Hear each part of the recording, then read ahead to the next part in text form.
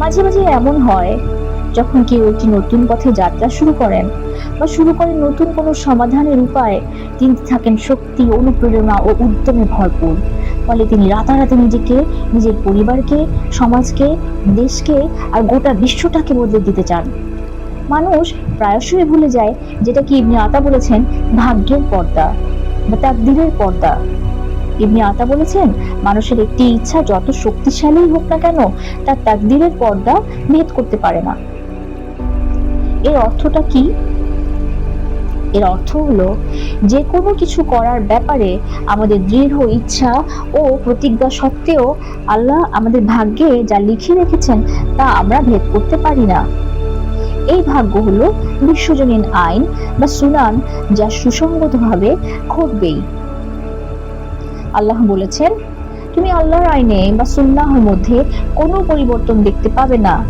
হ্যাঁ, আল্লাহর আইনে দেখতে পাবে না কোনো ত্রুটি। পবিত্র কোরআনের ৩৫ নম্বর সূরার ৪৪ নম্বর আয়াত। এভাবেই সৃষ্টি করা হয়েছে দুনিয়াটাকে প্রকৃতিগতভাবে। দেখো, সবকিছুকে আমরা সৃষ্টি করেছি সঠিক পরিমাপে। পবিত্র কোরআনের ৫৪ নম্বর আয়াতে, সূরার ৪৯ নম্বর আয়াত। এই সার্বজনীন হুকুমের মধ্যে আছে নির্দিষ্ট কিছু নিয়ম কানুন অনুসারে আল্লাহ তাআলা কর্তৃক সৃষ্ট প্রাণ, যার নির্দিষ্ট ফল বয়ে আনে।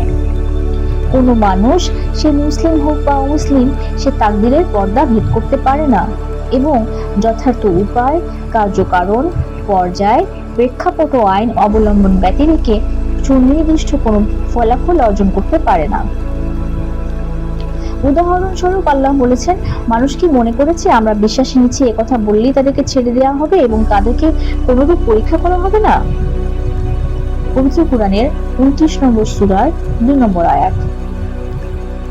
এটাই হলো এই জীবনে মানুষকে দুঃখ কষ্ট দেওয়ার মাধ্যমে নেয়া পরীক্ষার নিয়ম। যদি কেউ দাবি করে যে তিনি আল্লাহকে বিশ্বাস করেন এবং তার উপর ঈমান এনেছেন, আল্লাহ তাআলা তাকে এই দুনিয়াতেই কিছু পরীক্ষা নেবেন এইভাবে। কেউ এই পরীক্ষাকে এড়িয়ে যেতে পারবে না, যত মজবুতই হোক না কেন তার ইচ্ছা শক্তি বা প্রতিজ্ঞা। আরেকটি উদাহরণ হলো পরিবর্তনের সার্বজনীন নিয়ম।